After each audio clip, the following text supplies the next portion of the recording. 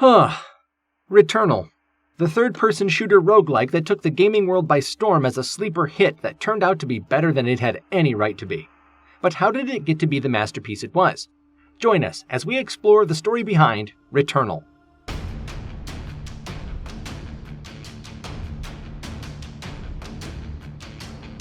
In a far-flung future, a highly advanced spaceship wanders the cosmos, en route to a dangerous forbidden planet. A female explorer crash lands and finds herself in a world that is as beautiful and mysterious as it is treacherous. Clad in a high-tech spacesuit, she will have to combat the aggressive inhabitants of the planet while she repurposes ancient alien equipment to aid in her survival and hopefully find a way out. Now, this video isn't about the Metroid Prime remaster Nintendo just released, it's about Returnal, a game with the best or the worst title depending on who you ask. After a 2-year stint as a PlayStation 5 exclusive, this grueling sci-fi shooter has now made its way over to the PC. With Returnal now being available to an entirely new, much wider audience, we at the S35 Network thought it would be a good time to take a look at it. For the SEO, you know how it is. Gotta get those clicks, man. Algorithmic hellscape aside, we are excited to be talking about a game as entertaining, inoffensive, and accepting of all people as Returnal after covering such a contentious game previously. Whew. Tales, the Backbone prequels. Returnal was developed by Housemarque, a Finnish game studio that became synonymous with the PlayStation brand after it released Super Stardust HD on the PlayStation 3. Outside of the Super Stardust games that also appeared on the PSP and PlayStation Vita, Housemarque also made Dead Nation, Resogun, and Alienation for Sony. The studio really specializes in high-quality, twin-stick, top-down, side-scrolling, or asymmetrical shooters that have impressive graphics and particle effects. It's kind of their whole thing, and has been for the majority of its existence.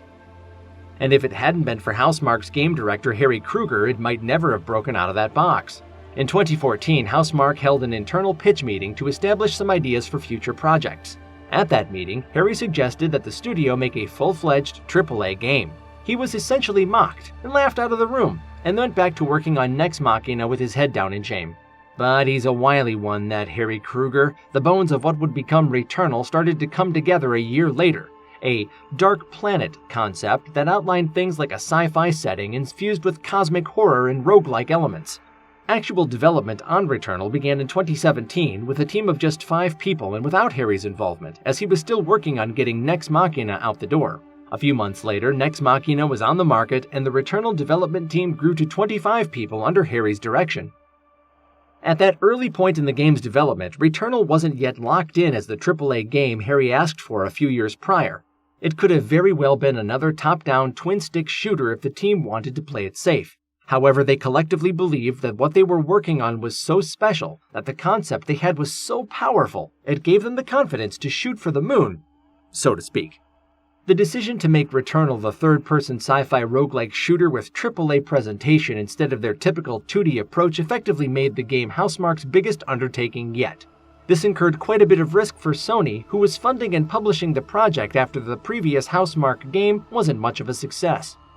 Nex Machina was well-reviewed but didn't sell well, and what Housemarque proposed would be very expensive and complicated, especially since it was being developed for a platform that hadn't been released yet.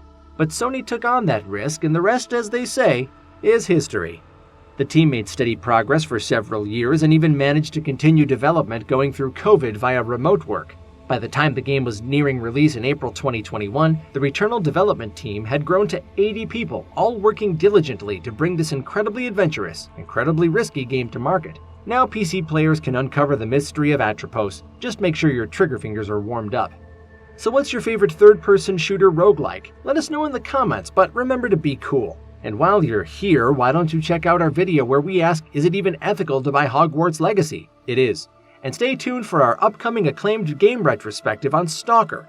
I'm Mike Golchinski, and I'll see you in the next video.